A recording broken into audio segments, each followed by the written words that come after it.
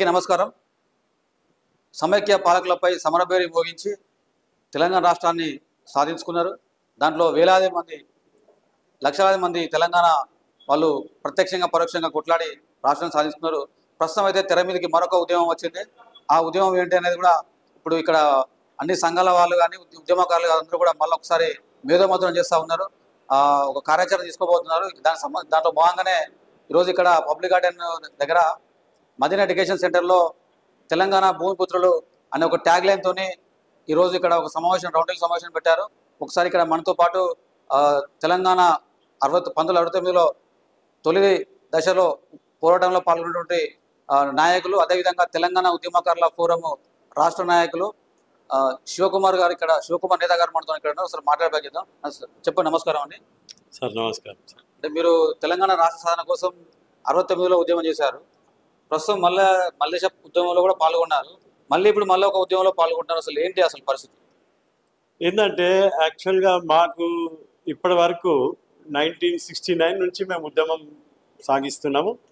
ఉద్యమకారులలో మేము పాల్గొంటూ మా యొక్క నాయకుడు డాక్టర్ చీమ శ్రీనివాస్ గారు మళ్ళీ లేవనెత్తి మమ్మల్ని గుర్తింపు తీసుకొచ్చింది డాక్టర్ చీమ శ్రీనివాస్ గారు. మేము 69లో పోరాడిన సమయంలో మాకు ఎన్నో కష్టాలు, నష్టాలు, బాధలు, సమస్యలు, ఇరుకులు, ఇబ్బందులు ఎన్నో మేము పడ్డాము. కానీ ఆ తర్వాత మధ్యలో బ్రేక్ అయిపోయింది. మధ్యలో ఈ రాజకీయాలన్నీ ఒకటయి కొన్ని ఎన్ని రాజకీయాలు వచ్చినా ఏమొచ్చినా మమ్మల్ని మాత్రం గుర్తించే వాళ్ళు ఎవరు లేరు. గుర్తింపు రాలేదు. మాకు ఎటువంటి సౌఖ్యం కానీ ఎటువంటి వాళ్ళు ఇస్తామన్న ఏవి కూడా మాకు రాలేదు, ఇవ్వలేదు, ఏం చేయలేదు. కానీ అప్పటి నుంచి ఇప్పటి వరకు మేము పోరాడుతూనే ఉన్నాం. నా పేరు ఆడపు శివకుమార్ నేత. 69 నుంచి పోరాడుతున్నాను, 1969 నుంచి. కానీ మా సమస్యలకు, మా కష్టాలకు ఎటువంటిది కూడా వాళ్ళు మాకు సహకరించలేదు. ఏ రాజకీయంలో ప్రతి రాజకీయ నాయకుడు, ప్రతి పార్టీలు వచ్చిన ప్రతిసారి మేము చేస్తాము, మేము మిమ్మల్ని గుర్తింపు తీసుకొస్తాము, మీకు కావలసిన ఏదైతుందో మేము తప్పనిసరిగా సమకూరుస్తామని చెప్తారు. కానీ ఏది కూడా కొన్ని రోజులు మాత్రమే. ప్రతి నాయకుడు, ప్రతి రాజకీయ ఎమ్మెల్యే కానీ, ఎంపీ కానీ, సీఎం కానీ ప్రతి ఒక్కరూ అక్కడ గన్ పార్క్ దగ్గరకు వచ్చి వాగ్దానాలు చేస్తారు. వాగ్దానాలు ఎలా విధంగా చేస్తారంటే ఇక మేము రేపే మాకు అన్ని మేము పొందుకుంటామన్న ఆలోచనతోని మేము వాళ్ళను మళ్ళీ ఓట్లేసి మాకున్న ఈ ఒక 33 జిల్లాలలో మేము ప్రకటన చేసి వారందరినీ ఐకమత్యం చేసి ప్రతి జిల్లాలోకి వెళ్ళి, ప్రతి గ్రామాలకు వెళ్ళి, ఊర్లలో, పల్లెటూర్లలోకి వెళ్ళి మేము ఈ పార్టీ మనకు సహకరిస్తుంది, సాయం చేస్తుందని చెప్పి వాళ్ళతోని మేము ఓట్లు వేయించి వాళ్ళతో తిరిగి వాళ్ళను గెలిపించిన తర్వాత, వాళ్ళు గెలిచిన తర్వాత మళ్ళీ తిరిగి చూడరు. ప్రతి ఒక్కరూ గన్ పార్క్ దగ్గర ఉన్న ఉద్యమకారుల ఒక స్తూపం దగ్గరకు వచ్చి వాగ్దానాలు చేస్తారు. కానీ ఎవ్వరు ఇంతవరకు ఏమీ చేయలేదు. మేము ఈరోజు కూడా మా ఇప్పుడున్న సీఎం గారు కూడా మాకు వాగ్దానం చేసిండు. 25,000 పింఛన్ ఇస్తానని, 2,500 గజాల భూమి ఇస్తానని, ఒక ఐడెంటిటీ కార్డు, గుర్తింపు కార్డు ఇస్తానని, తర్వాత మెడికల్ ఫ్రీ ఇస్తానని చెప్పినారు. కానీ ఎవ్వరు కూడా ఏమి చేయలేదు. మేము రేపు పొద్దున మా కుటుంబస్తుల ఉన్నాము. ఎవరైతే కుటుంబంలో మాకు అన్నదమ్ముళ్ళ, మా అక్క చెల్లెళ్ళ పిల్లలు, పెద్దలు, చిన్నలు, మన్మన్లు, మన్మరాళ్ళు వీళ్ళంతా అడుగుతుంటారు మమ్మల్ని. ఏమని అడుగుతారు? తాత మీరు ఉద్యమకారులు కదా, మరి ఉద్యమకారులు అన్నప్పుడు మీకు ఏ భూమి రాలేదు, ఏ పెన్షన్ రాలేదు, ఎటువంటి గుర్తింపు కూడా లేదు, మీరు ఎలా ఉద్యమకారులు అని వాళ్ళు అడిగితే మేము ఆ సమయంలో మేము చెప్పలేమన్నమాట. ఆ పిల్లలకు మేము ఏం చెప్పగలుగుతాం? మేము మా కళ్ళకి వెళ్ళి కన్నీరు కారుతుంది. కన్నీరు కాదు కారేది, రక్తం కన్నీరు కారుతుంది మాకు. ఆ బాధలు మేము చెప్పుకోలేము. ఇప్పటికైనా దయచేసి సీఎం గారు, ఇప్పుడున్న ప్రభుత్వం ఎవరైతే ఉన్నారో వారికి మా విన్నపం, మా యొక్క ఆవేదన మీరు అర్థం చేసుకొని మాకు తప్పనిసరిగా మీరు అన్న వాగ్దానాలు పూర్తిగా చేస్తారని ఆశ, నమ్మకము మీ మీద నమ్మకం ఉంది సార్. మళ్ళా ఒక ఉద్యమానికి మళ్ళీ ఇంకొక ఉద్యమము మొదలైంది. ఈ ఉద్యమంలో కూడా మేము పాల్గొంటాము, మా జీవితాన్ని మేము అర్పించేస్తాం. ఎందుకంటే ఎన్ని రోజులు సార్ మేము బ్రతికేది? ఇప్పటికీ మాకు 71 మా ఏజ్. 1964లో పుట్టినాను, 69 నుంచి పోరాడుతున్నాను. మాకు లేని రోగాలు లేవు. బీపీలు ఉన్నాయి, షుగర్లు ఉన్నాయి, అస్తమాలు ఉన్నాయి, మోకాల నొప్పులు ఉన్నాయి. మాకు సంపాదించుకునే అవకాశాలు లేవు. మా జీవితాలు ఎలాగా? మమ్మల్ని నమ్ముకొని బ్రతుకుతున్న మా భార్య పిల్లల విషయాలు ఎట్లా సార్? దయచేసి మీరు సహకరించండి సార్, సహకరించండి, సాయం చేయండి దయచేసి. ఇంతకంటే నేను ఇంకేం చెప్పలేను sir. Thank you sir, thank you. ఆనాడు మీరు తెలంగాణ కోసం పోరాటం చేస్తున్నప్పుడు ఇడ్లీ సాంబార్ గో బ్యాక్ ఉద్యమంలో మీరు ప్రత్యక్షంగా పాల్గొన్నారు. అదేవిధంగా అప్పుడు ఎట్లయితే చేసినారో ఇప్పుడు కూడా మార్వాడి గో బ్యాక్ అంటారు. అంటే ఏంటి అసలు పరిస్థితి ఏంటిది అసలు? మార్వాడి వాళ్ళు ఏంటంటే వాళ్ళు ఒక ఐకమత్యంగా జీవిస్తున్నారు. వాళ్ళకు ఒక సంఘం ఉంది, ఒక సమాజం ఉంది. కాబట్టి వాళ్ళు ఏం చేస్తారంటే ప్రతి ఒక్క ఈ సంఘాలు, సమాజాలు వీళ్ళంతా ఐక్యమై వాళ్ళు ఇక్కడ తెలంగాణలో ఉన్న ప్రజలకు ఎటువంటి అవకాశాలు, బ్రతకడానికి అవకాశాలు లేకుండా చేస్తుంటారు. అది ఎలాగంటే ఇప్పుడు వాళ్ళు మార్వాడి రాజస్థాన్ నుంచి వాళ్ళ మనుషులనే తెచ్చుకుంటారు. ఇక్కడ ఎవడు పని చేసినా వాడిని పని చేయనియరు, పనికి పెట్టుకోరు కూడా.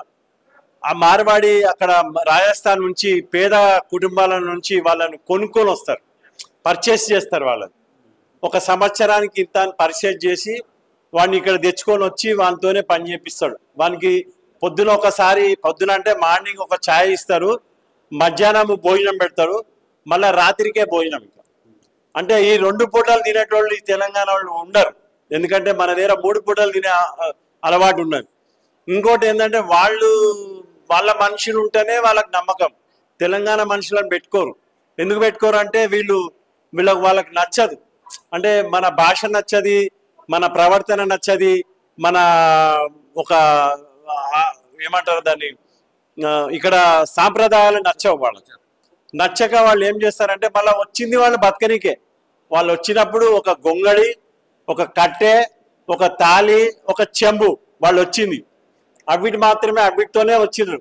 అలా చెప్పులు కూడా అరగని చెప్పులు. ఎందుకంటే ఆ చెప్పులు ఒంటె యొక్క స్కిన్ తోని కుట్టిన చెప్పులు ఉంటాయి కాబట్టి ఆ చెప్పుల మీదనే ఉంటారు. వీటి మీదనే బ్రతుకుతారు. అట్లాంటిది వచ్చి కాళ్ళు ఏళ్ళు మొక్కి బస్తీలో అందరితోని కలిసి, పేటలో అందరినీ కలిసి, కాలనీలో అందరినీ కలిసి ఒక చిన్న దుకాణం పెడతాడు. వాడు ఆ చిన్న దుకాణం పెట్టి డెవలప్మెంట్ చేసుకుంటే వాడు పక్కకి ఇంకో సైడ్ బిజినెస్ చేస్తుంటాడు. ఏం సైడ్ బిజినెస్ అంటే ఈ బిందెలను, చెంబులను, బకెట్లను గిరి తెచ్చుకొని పెట్టుకొని వాళ్ళకు 10-20 ఇచ్చి వాళ్ళని నిలగొట్టి మళ్ళా వాళ్ళకు డబ్బులు ఇయ్యాడు. ఇక వాళ్ళకు ఆ వస్తువులు కూడా ఇయ్యాడు. వీడు ఈ విధంగా డెవలప్మెంట్ అవుతారు. ఇక్కడ మన వాళ్ళు ఏంటంటే నమ్మి వాళ్ళ దగ్గర గిరి పెట్టుకుంటారు. ఆ గిరి పెట్టుకున్న వస్తువులు ఇయ్యాడు. మళ్ళా వాడు ఇక దాన్ని మళ్ళీ వేరే రూపంగా బిజినెస్ చేసుకొని అమ్ముకొని వాడు డెవలప్ అవుతూ ఉంటాడు. ఇంకోటి మన దగ్గర కూడా మన వాళ్ళది కూడా కొన్ని తప్పులు ఉన్నాయి లేవనక. ఎందుకంటే మన వాళ్ళు పనికి కష్టపడాలంటే కొద్దిగా శ్రమ చేయలేరు. శ్రమ చేయకుండా పని చేయకుండా కొద్దిగా డుమ్మాలు కొట్టడము, రాకపోవడము, సెలవులు తీసుకోవడం ఇలాంటివి జరుగుతాయి. కాబట్టి వాళ్ళకి నచ్చదు. వాళ్ళు ఏం చేస్తారంటే పొద్దున 6 గంటలకు షాప్ ఓపెన్ చేస్తారు. అంటే వాడు 5 గంటలకు దుకాణం తెరుస్తాడు. రాత్రి 10, 10:30, 11 గంటల దాకా వాడు ఉంటాడు. వాడు ఏవైతే ఆ విధంగా ఉండి ఆ సమయాన్ని క్యాష్ చేసుకుంటాడు. వాడు సమయాన్ని క్యాష్ చేసుకొని వాడు సంపాదిస్తాడు. సంపాదించేది వాడు తినేది ఏం తింటాడంటే ఒక రొట్టె, ఒక మిర్చి, ఒక ఉల్లిగడ్డ, ఇది ఇంత బెల్లం గడ్డ, అది పెట్టుకొని తింటారు. మనోళ్ళు అట్లా కాదు కదా, మనోళ్ళకి అన్ని కావాలి. మన లోపల ఉన్న ఇది ఒక దురదృష్టం అనుకోండి. ఖర్చులల్లో బాగుంటారు. వాళ్ళు ఖర్చులు పెట్టారు, వాళ్ళు పోగేసుకుంటారు, వాళ్ళు అప్పు తెచ్చుకుంటారు. ఎక్కడి నుంచి? రాజస్థాన్ నుంచి. ఆ రాజస్థాన్ నుంచి అప్పు తెచ్చుకునేది 1% ఇస్తారు. 1% అప్పు తెచ్చుకొని వాడు డెవలప్ అవుతాడు. మరి ఇక్కడోళ్ళకి ఎవరు పర్సెంట్ కాదు, ఎవరు నమ్మరు కూడా, ఎవరికి కూడా సహకరించరు, సాయం చేయడు, సపోర్ట్ చేయడు. అన్నదమ్ముళ్ళు అక్క చెల్లెళ్ళలో ఐకమత్యం లేదు, ఎవరి లోపల ఎటువంటి ఐకమత్యం లేదు, సహకారం లేదు, సపోర్ట్ లేదు. అలాంటప్పుడు వీళ్ళు ఎట్లా డెవలప్ అవుతారు? వీళ్ళు డెవలప్ కాలేరు.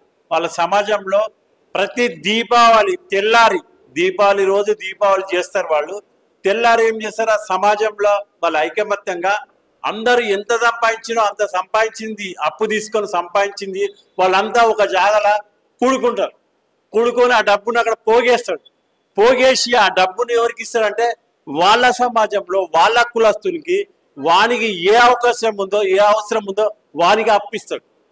మరి ఆ కోఆపరేషన్ మన లోపల లేదు కదా. మన లేనందుకే మనం బ్యాక్ ఉన్నాం.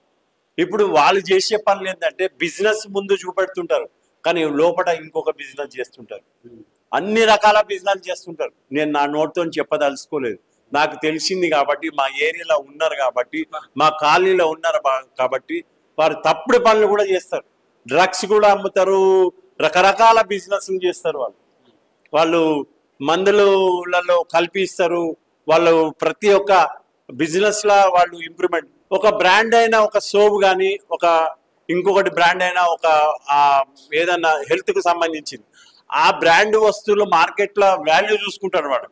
దీని వాల్యూ ఎంత వాల్యూ ఉందో ఈ వాల్యూని బట్టి వాడు ఏం చేస్తాడంటే డిస్ట్రిబ్యూటర్లతోని కంపెనీ ఏం చేస్తుంది, డైరెక్ట్ షాప్కి ఏమని పంపిస్తాడు. కానీ వీడు షాప్కి వేయకుండా డిస్ట్రిబ్యూటర్ అని ఏం చేస్తాడు, ఆపేసి వాని దగ్గర కొనుగోలు చేసి వాడు స్టాక్ చేసుకొని గోదాంలో నింపుకుంటాడు. గోదాంలో నింపుకొని స్టాక్ లేకుండా ప్రచారం చేస్తాడు. ఆ స్టాక్ ఎక్కడ ఉంటుంది అంటే వీని దగ్గర ఉంటుంది. కంపెనీకి ఈ విషయం తెలియకుండా వాడేం చేస్తాడు, డిస్ట్రిబ్యూట్ చేసిందని అనుకుంటాడు. కానీ డిస్ట్రిబ్యూటర్ ఏం చేస్తాడంటే వీడు ఎవడైతే కొనుక్కొని కన్జ్యూమర్గా కొనుక్కొని వీడేం చేస్తాడు, ఆ ఎక్కువ రేటుగా అమ్ముతాడు. మార్కెట్ వాల్యూ ఎక్కువ ఉంది కదా, ఆ వాల్యూ ఎక్కువ దాన్ని ఏం చేస్తాడు అంటే వీడు క్యాష్ చేసుకుంటాడు.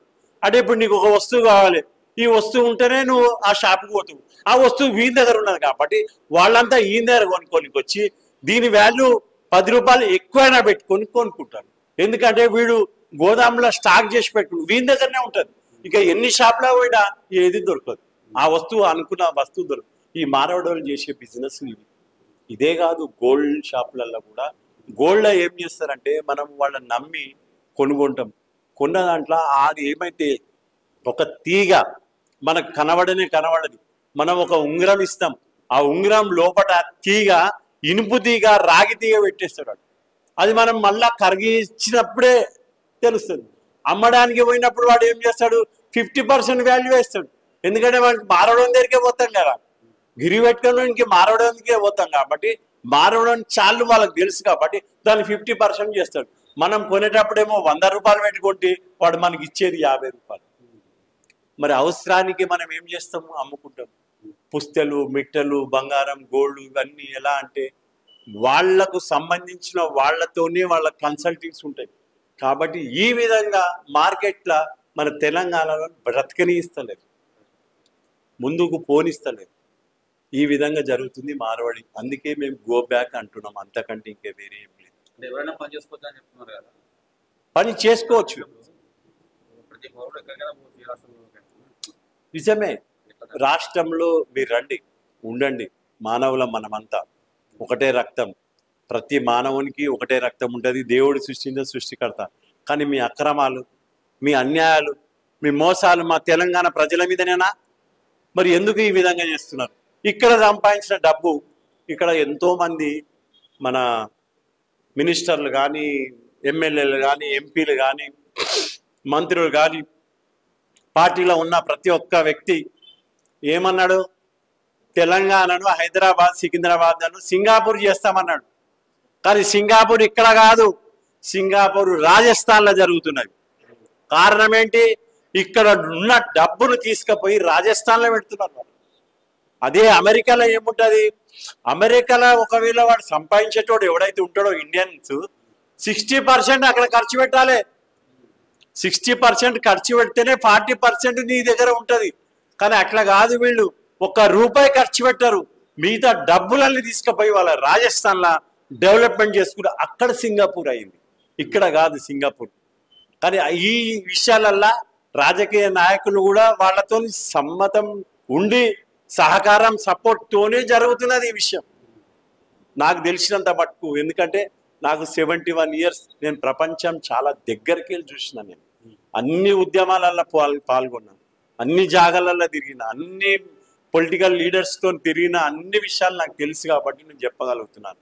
కానీ నేను ఎవరి విషయంలో కూడా మానవుల మనమంతా, కానీ మంచి బ్రతుకు బతకాలి. కానీ ప్రతి మానవునికి ఒక చనిపోయే దినం వస్తుంది, అది దృష్టిలో పెట్టుకొని బ్రతుకుతే ప్రతి మానవునికి సంతోషంగా జీవించగలుగుతాం.